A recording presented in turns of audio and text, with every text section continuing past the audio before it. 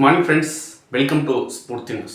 స్ఫూర్తి లైవ్ కార్యక్రమం వీక్షిస్తున్న మీ అందరికీ కూడా ధన్యవాదాలు తెలియజేసి నాటి ప్రధాన పత్రికలోని వార్తా విశేషాలు ఒకసారి చూసే ముందు మన స్ఫూర్తి న్యూస్ను సబ్స్క్రైబ్ చేసుకునే మిత్రులుంటే దయచేసి సబ్స్క్రైబ్ చేసుకుని మిత్రులారా. మీరు సబ్స్క్రైబ్ చేసుకుంటే మన స్ఫూర్తి న్యూస్లో వచ్చే ప్రతి వార్త ఎప్పటికప్పుడు మీకు నోటిఫికేషన్ రూపంలో రావడం జరుగుతుంది మిత్రులారా. యూట్యూబ్లోకి వెళ్ళి స్ఫూర్తి న్యూస్ అని టైప్ చేసి సబ్స్క్రైబ్ చేసుకోండి, లేదంటే మన లింక్ పైన కూడా క్లిక్ చేసి సబ్స్క్రైబ్ చేసుకోండి. ఇక పర్మనెంట్ టీచర్లు వద్దు, కాంట్రాక్ట్ పద్ధతిలో నియమించాలంటూ విద్యా కమిషన్ సిఫార్సు చేయడం జరిగింది. ముఖ్యమంత్రి రేవంత్ రెడ్డి పలు సూచన చేయడం జరిగింది. అదేంటో ఒకసారి చూద్దాం. ఈ కమిషన్ ఇచ్చిన రిపోర్ట్ పైన టీచర్ల సంఘాలన్నీ కూడా మండిపడుతున్నాయి. ఇది సరైన విధానం కాదు అంటూ ప్రతిపక్ష నాయకులు కూడా పేర్కొనడం జరుగుతుంది. అదేంటో ఒకసారి చూద్దాం.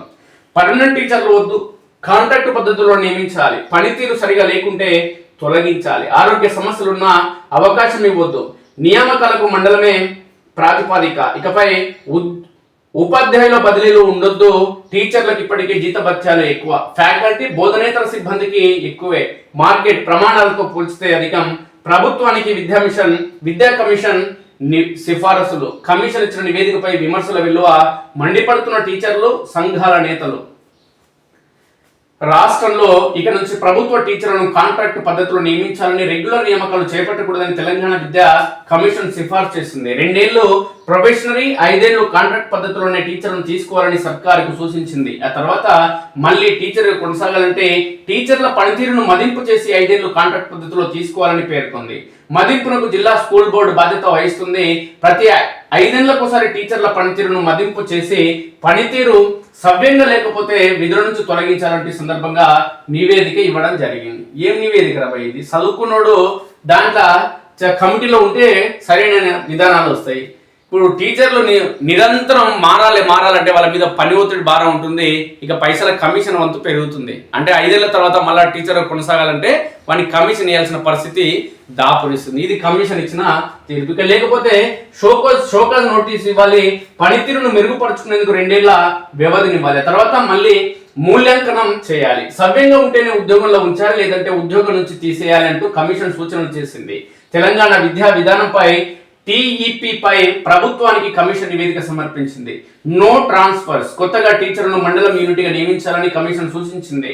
రిజర్వేషన్లు పాటించాలని పేర్కొంది. ఇక్కడ నుంచి టీచర్ల బదిలీలు చేపట్టొద్దు, అనారోగ్య కారణాలతో బదిలీలకు అవకాశం కల్పించొద్దు, కొత్తగా నియమితులైన వారు అదే గ్రామం లేదంటే మండలం లోపల 15 కిలోమీటర్ల రేడియస్ లో మాత్రమే పనిచేయాలి. అలా పనిచేస్తామని ఒప్పంద పత్రం సమర్పించాలి. ఇతర మండలాల వారు మనువు మండలంలో టీచర్ గా పనిచేయడానికి అనర్హులు. ఆటోమేటిక్ ఉద్యోగోన్నతులు రద్దు, కొత్త నియామకాలు చేపట్టే సమయంలో టీచర్ల హోదాలు మార్చాలని కమిషన్ సిఫార్సు చేసింది. టీచర్లు హెచ్ఎంల ఆటోమేటిక్ ఉద్యోగ ఉన్నతులు నిలిపివేస్తారు. ఒకవేళ primary teacher, high school teacher గా ఉద్యోగ ఉన్నతి పొందాలంటే మళ్ళీ కొత్త రిక్రూట్మెంట్ లో దరఖాస్తు చేసుకోవాలి. ఇదివరకు పనిచేసిన కాలానికి 10% వెయిటేజే అమల్లో ఉంటుంది. రాబోయే 10 ఏళ్ల తర్వాత హెచ్ఎంలను 100% డైరెక్ట్ రిక్రూట్మెంట్ పద్ధతిలో నియమించాలి.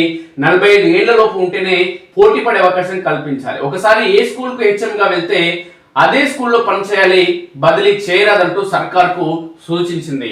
ఉపాధ్యాయుల వేతనాలు ఎక్కువ, రాష్ట్రంలో ఉపాధ్యాయుల వేతనాలు ఎక్కువగా ఉన్నాయి. జీత భత్యాలను హేతుబద్ధీకరించాలి. ఉపాధ్యాయుల వేతనం తగ్గించడం ద్వారా మిగిలిన నిధులతో మౌలిక సదుపాయాలు కల్పించాలంటూ రాష్ట్ర ప్రభుత్వానికి విద్యా కమిషన్ సూచనలు చేసింది. ఇక మండిపడుతున్న ఉపాధ్యాయులు, విద్యా కమిషన్ చేసిన సూచనలు వివాదాస్పదంగా మారాయి. కమిషన్ తీరుపై టీచర్లు, ఉపాధ్యాయ సంఘాల నేతలు మండిపడుతున్నారు. సోషల్ మీడియా వేదిక కమిషన్ ను తూర్పారపడుతున్నారు. నివేదిక బహిర్గతం పై అభ్యంతరాలు, విద్యా కమిషన్ నివేదికను బహిర్గతం చేయడంపై తీవ్ర అభ్యంతరాలు వస్తున్నాయి. కొందరైతే దీన్ని తొందరపాటు చర్యగా అభివర్ణిస్తున్నారు. ఒక కమిషన్ తన నివేదికను తామే విడుదల చేయవచ్చా అన్న వాదనలు వస్తున్నాయి. ఇదే కాంగ్రెస్ ప్రభుత్వం అనేక కమిషన్లు నియమించింది, నివేదికలను స్వీకరించింది. విచారణ సంఘాల నివేదికలను మాత్రం విడుదల చేయలేదు. ఇక కమిషన్ వ్యాఖ్యలు అనుచితమంటూ పిఐటియు పేర్కొంది. విద్యా కమిషన్ నివేదికలో టీచర్లకు వేతనాలు ఎక్కువ అన్న వ్యాఖ్యలు ఉండటాన్ని తీవ్రంగా వ్యతిరేకిస్తున్నట్లు పిఐటియు టీఎస్ ఒక ప్రకటనలో పేర్కొంది. ఇలాంటి వ్యాఖ్యలు చేయడం అనుచితమని సంఘం రాష్ట్ర అధ్యక్షుడు దామోదర్ రెడ్డి, ప్రధాన కార్యదర్శి భిక్షం గౌడ్ ఒక ప్రకటనలో పేర్కొన్నారు.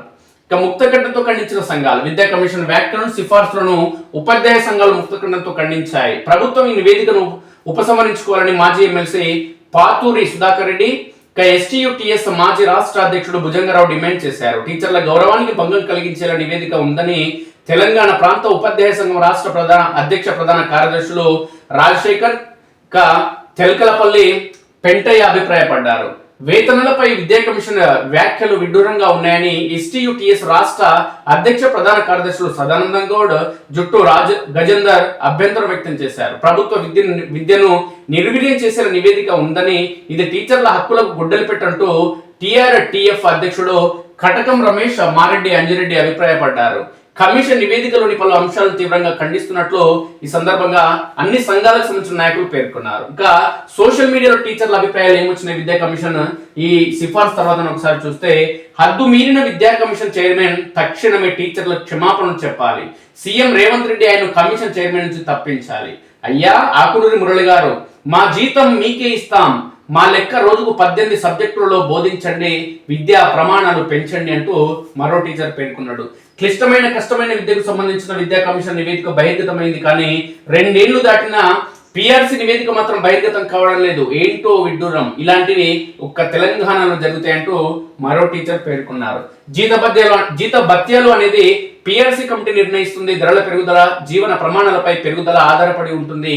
అయినా పెంచింది ప్రభుత్వమే కదా, అలాంటప్పుడు ఈ వ్యాఖ్యానాలు ఏంటి అంటూ మరో టీచర్ పేర్కొన్నారు. జీతాల గురించి ప్రస్తావన, విద్యా కమిషన్ టీచర్లకు రావాల్సిన పెండింగ్ పిఆర్సీ, డిఏ బకాయిలు, రిటైర్మెంట్ ఉద్యోగుల బాధలు, పెన్షనర్ల చావుల గురించి ఎందుకు ప్రస్తావించలేదంటూ పేర్కొన్నాడు ఇంకొక టీచర్.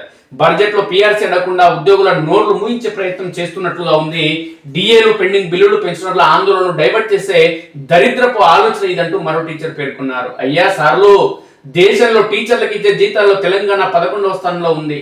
మన పక్క రాష్ట్రం ఏపీలో మన టీచర్ల కంటే ఎక్కువ జీతాలు ఇస్తున్నారు, తెలుసుకో ఆకునూరు మురళి అంటూ మరో టీచర్ పేర్కొన్నారు. పేనుకు పెత్తనం ఇస్తే నెత్తినంత కొరిగిందట, మేధావులకు పెత్తనం ఇస్తే సిఫార్సులు అలాగే ఉంటాయి, ఇక పని పాట లేనోడు ఇంతకన్నా ఎక్కువ ఏం చెప్తాడంటూ మరో టీచర్ పేర్కొన్నాడు. విద్యా కమిషన్ మొదటి నుంచి ఉపాధ్యాయ వ్యతిరేకి, ఉపాధ్యాయులు అంటేనే సదభిప్రాయం లేదు, ఇక ఇలాంటి వ్యక్తి నుంచి ఇంతకు మించి ఎక్కువ ఆశించలేము, ఆయన నుంచి వచ్చేది ఇదే అంటూ మరో టీచర్ పేర్కొన్నారు. మొత్తానికి టీచర్ల నుంచి విమర్శన అస్త్రాలు సంధించడం జరుగుతుంది. ఆకునూరి మురళి పైన తీవ్ర విమర్శలు అనేది రావడం జరుగుతుంది. విద్యా కమిషన్ అనేది ఇదే అంశానికి సంబంధించి ప్రతిపక్ష నాయకుడు ప్రతిపక్ష పార్టీ బీఆర్ఎస్ సంబంధించిన మాజీ మంత్రి హరీష్ రావు ఏమన్నాడో ఒకసారి చూద్దాం. విద్యా కమిషన్ లో విద్యావేత్త లేరున్నారయ్యా, చదువుకున్నోడు అట్లా లేరు, చదువుకున్నోడు లేరు కాబట్టి ఇలాంటి నివేదిక కమిషన్ వచ్చిందంటూ వాళ్ళు పేర్కొన్నారు. సీఎం రేవంత్ రెడ్డి సమాధానం చెప్పాలి ఈ అంశం పైన. ఎడ్యుకేషన్ లో పిహెచ్డి పూర్తి చేసిన వారు లేకుండానే కొత్త పాలసీ తయారు చేస్తారా? కనీస అవగాహన లేని వారితో కమిటీ వేసి విద్యార్థుల భవిష్యత్తుతో సర్కారు చెలగాటం, వ్యవస్థను భ్రష్టు పట్టించే నిర్ణయాలు ఆపండి, విద్యావేత్తలకు ఆ బాధ్యతలు అప్పగించండి. మాజీ మంత్రి హరీష్ రావు డిమాండ్. చూద్దాం హరీష్ రావు ఏమన్నాడో విద్యా కమిషన్ ఇచ్చినటువంటి నివేదికకు సంబంధించి.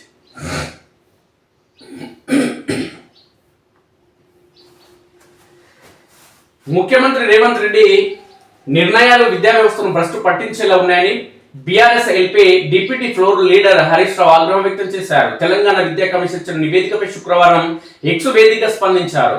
మీరు ఏర్పాటు చేసిన విద్యా కమిషన్ లో అసలైన విద్యావేత్తలు ఉన్నారా? స్కూల్, కాలేజీ లేదంటే యూనివర్సిటీ స్థాయిలో బేసిక్ పాఠాలు చెప్పిన అనుభవం ఉన్న విద్యావేత్త ఒక్కరైనా ఉన్నారా కమిటీలో?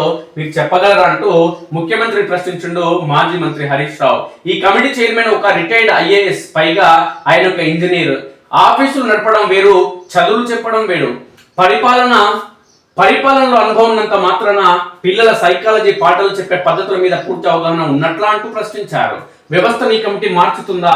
తెలంగాణ విద్యా భవిష్యత్తును మార్చేందుకు అర్హత గాని నైపుణ్యం గాని కమిటీకి ఉన్నట్లు తమరు నమ్ముతున్నారా అని సీఎం రేవంత్ రెడ్డిని ఉద్దేశించి హరీష్ రావు ప్రశ్నించారు.